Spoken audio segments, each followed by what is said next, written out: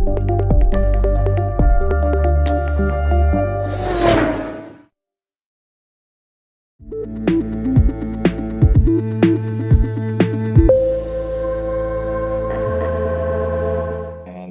this time, the end of the year, it's been, quite an year for the industry overall. And, a lot of highs, a lot of good things being said about the year. So overall, first of all, first question, your quick take on the year so far for the industry overall. Yeah, I think a brilliant year. When we started the year, everybody was predicting that after the blockbuster growth of almost, I think, if I remember correctly, 8%, 28% over 2021 in 2022. This year is going to be more or less flat with not more than 5% growth. But the industry and the market and the customers have really surprised all of us. Month on month, it's been record-breaking months. Every month has been, the highest ever kind of a thing. Yeah, so that way, it's been a blockbuster year, I think, for the industry. I would be bold enough to say that the industry should cross 4 million this year, which would be a big milestone for the Indian automotive industry and would be almost a 10% growth over last year, more than a 10% growth. So definitely a really good year for the automobile industry. And like you said, Ashish, some experts said, some people said last year also that this would be a flattish year, but it turned out to be the other way around. Now, again, for next year, a lot of people are saying that after the high of this year, next year might be negative. There are a lot of challenges that the industry might see. So, what's your take Yeah. for the next year? Yeah, I think, the one thing which we have to consider is that statistically speaking, also the base is becoming bigger and bigger. The more we sell every year, the base is getting larger.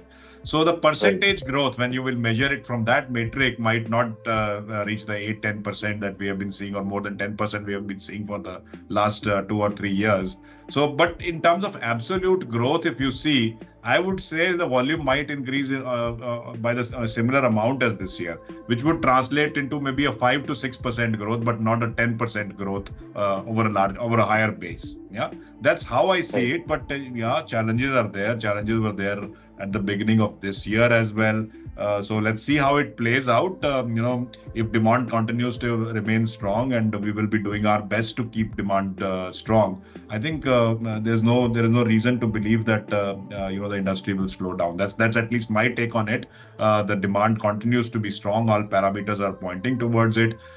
Consumers are enthused. The spending patterns have increased tremendously over the last few years.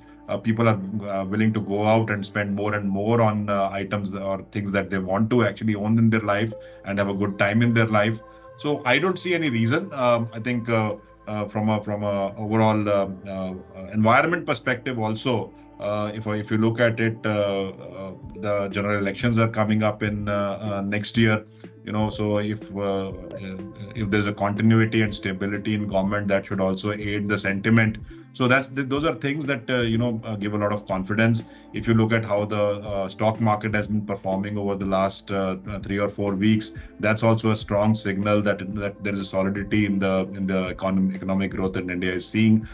More than that, I think the proof of it is also on the ground. When you visit the various cities, various parts of India, you can see that wealth is being created. Yeah, and that wealth will, of course, need an outlet. Yeah, so cars is one of the goods that everybody wants to put their wealth into, and the more wealth is getting created in diverse parts of the country, I think it should continue to demand to fuel demand. Okay, and coming to Volkswagen models, Volkswagen's performance. At the start of the year, when we met in Kochi, you had lined up, different editions Yeah. of existing models, and that's been your strategy for the year. You have introduced a lot of, model interventions. So, first of all, how has the response been for those particular launches, and overall, with just two cars? I mean, Tiguan is there three, but in the mass Yeah. market, you have two cars. In the mass market with these two models, how has the sales been overall? Do you see that towards the end, did you see a more than expected decline or something? I wouldn't say a decline. This year has been good for us as well. If you look at it, if I consider what the forecasts are for December, and I'm talking about deliveries to customers because we are pushing a very lean inventory model. So we are focusing more on, Right. delivering cars to customer this year. In terms of deliveries to customers, we would grow at least 9 to 10% compared to last year, which is a good growth and in line with what the industry is doing. Considering that we are present in two segments. Of course, the Virtus segment, the sedan segment, is a limited volume segment. There, the Virtus is already, number two, has been virtually number two throughout the year. We are reaching a 20% segment share, which is a great thing with the limited network that we have. We are comparing Volkswagen with the other players in the market who have a much bigger network and a much bigger portfolio, and therefore access to a much larger pool of customers who come into their brands. So considering that constraint or that construct of our business in India, I think the Virtus has been a runaway success for us with a 20% segment share. We did face some challenges in supplies on the Virtus, especially on the much in demand DSGs. Yeah, so which was because of a global issue, supply chain issue that we had. So I was quite hopeful, and I was pushing my team and of course also the dealers that we can and we need to do much better on the Virtus. And I think if all those constraints are resolved, and which I hope will be resolved next year from quarter 1 and onward itself, I think the Virtus has a very, very strong chance of going even higher than where we are right now. Yeah. The other segment which we are present in, the Taigun segment, the mid-size SUV segment, has seen tremendous growth of almost, I would say, more than 30-35% this year, but primarily fueled by new introductions. Okay. And Yeah, Ashish, you mentioned, the Virtus has about 20% share in the of the segment, segment yes. of the segment. So, and the Taigun holds how much right now? Taigun is at around 4.1% of the overall Okay. segment. But you have to also remember that we play only with one drivetrain, which is basically petrol. And the 4.1% I'm talking about is of the entire segment, including diesel, including hybrids, including electrics. So if I take only the petrol powertrain, we are at around 7.5 to 8% segment share. Okay. Of the Yeah. overall petrol. Yes. Petrol SUVs. And ever since the Taigun was launched, since then till now, have you seen any change in terms of consumer preference for automatic? I mean, or No, has it been definitely. I largely the think same? that is not only for the Taigun. I think that is relevant for the entire market right now. There's a huge movement that has happened towards more premium variants and also towards more automatic variants. Even if I look Right. at the mix of both my cars on the Taigun, the mix of automatics is more than 60%, and on the Virtus it's close to 65%. Yeah, so definitely there's a movement in the market towards automatics, and not only isolated to Volkswagen. But we had the opportunity to interact with a lot of industry colleagues during the ICOT awards also, Arpit, yeah, just 2 days back, and I could get that sense from most of them that their mix is also shifting towards automatics more and more. Okay. So just coming back to the sales, the editions that you had launched, uh, did they do in line with your expectation? Did they perform in line with expectations? Oh, I think I would say more than our expectations. If you remember the ABC, we had launched actually 6 new variants or special editions, including special editions. We had the Right. GT Edge collection with the black and matte being launched. We had the GT Plus manual on the Virtus and the Taigun being launched, and we also had the lower GT DSG. On the lower GT, the DS with the DSG that was launched also. Yeah. So through the year, we maintained, fresh introductions with various variants being introduced at various points of time in H2, basically. So the response to the GT Edge collection has been phenomenal. Okay, so what we did was we also launched it exclusively online, so the bookings could only be done directly on our website. You could not go to a dealer and book those cars, and we had an aspiration of around 1,000 to 200 cars in H2. As of now, if I speak about, we have more than 2,000 bookings. Yeah, and we have delivered close to 1,000 cars already. So the response has been phenomenal, considering it was also very exclusive, limited volume production that we wanted to do, and also that we kept it exclusively online. Yeah, so that's something which I think gives me a lot of confidence that if you have something which the customers really want to buy, then they are also willing to make that as an online experience. And Ashish, you did again coming back to the segments. Sedan segment, yes, you do have a 20% share of that, but the Yep. sedan segment itself is quite small, and Correct. it's not growing at any great rate as well. So Yep. that leaves you with like just a Taigun. Yep. So going forward, a lot of people have this question that going forward, then how is Volkswagen going to sustain the growth? Because I mean, in the immediate future, uh, there are, at least to my information, there is no model coming in the immediate next few months. No, I think Arpit, you're bang on right. And it also depends on what do you classify as growth. Okay. So growth from our perspective and from a brand perspective is not only in terms of volumes. It also has to do with how is the brand shaping up in the minds of the customers, the brand image, the brand acceptance in the market, the areas or the new boundaries that you are pushing. Right. It also translates into whether the brand is able to sustain itself in the market.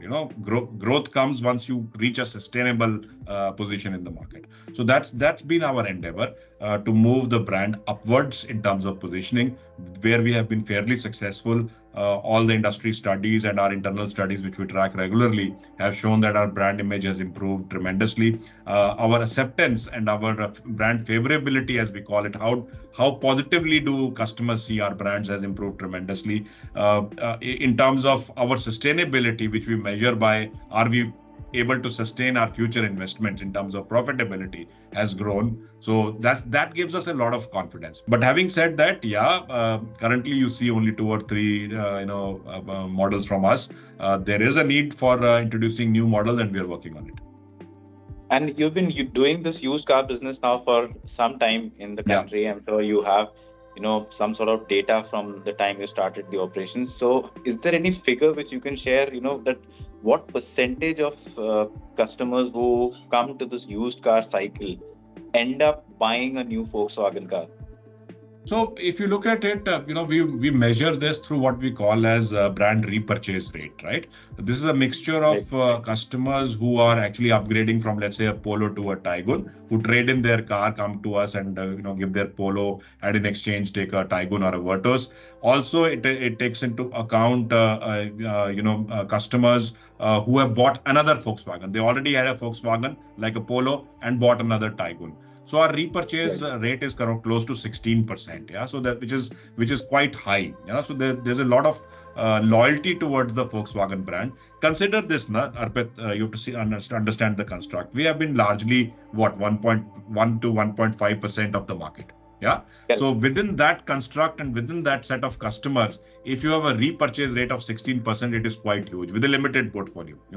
Typically Right. larger brands with a much larger market share and with a much larger portfolio, the customer has an opportunity to upgrade within the brand at multiple stages, from a small car to an SUV to a mid-size car and higher.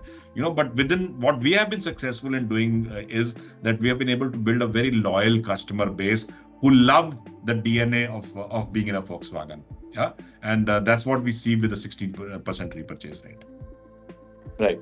And how's the expansion of the dealer network been itself this year?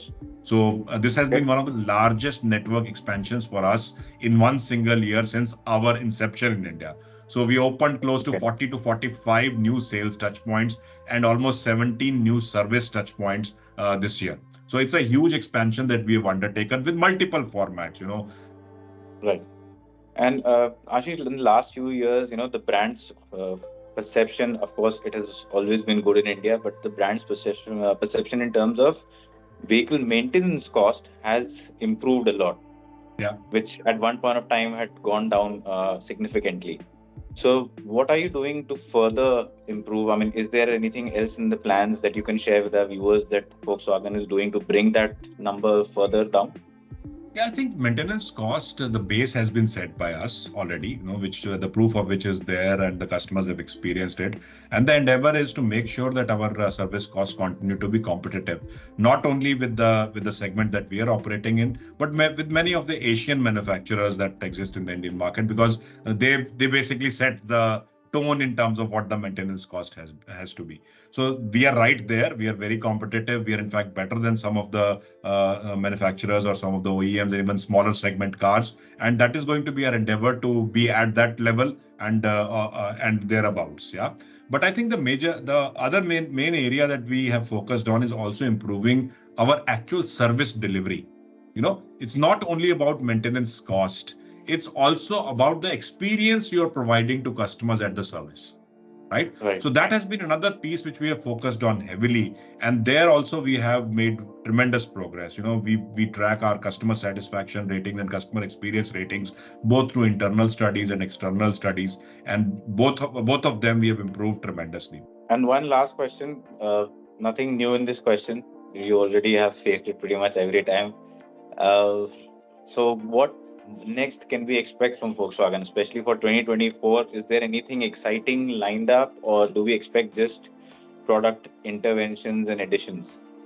No, I think, as I said, there's a lot that we need to do on the brand. Product interventions will happen. Yeah, product interventions have their cycle, have their timelines, and definitely we will have some exciting product interventions as well on current products and hopefully on new products as well this year. Yeah. So normally, I discuss that all of that with you in somewhere in March and April. That's what we are planning to do, Arpit. Again, so please keep your dates free in March, where I will share more details on the product side. But I think the more important thing that I want to do, or we as Volkswagen India want to do in 2024, is also focus a lot on the brand. So Okay. how do you make the brand even more liked and loved by the customers? And by love, I mean not about buying cars. It's about the trust, if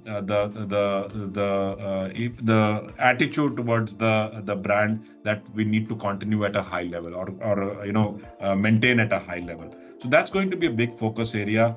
We also want to make sure that we as a brand also stay current in terms of what the buying behavior of consumers is. The consumers are shifting towards a lot of sustainability messages. They like to move with brands who have a purpose. So that's the brand purpose that we want to communicate by contributing to the society, by contributing to the social causes. That's again something which we will work heavily on in 2024 to bring out that side of the brand as well. We do a lot already, but I think it's time that we also start talking about it.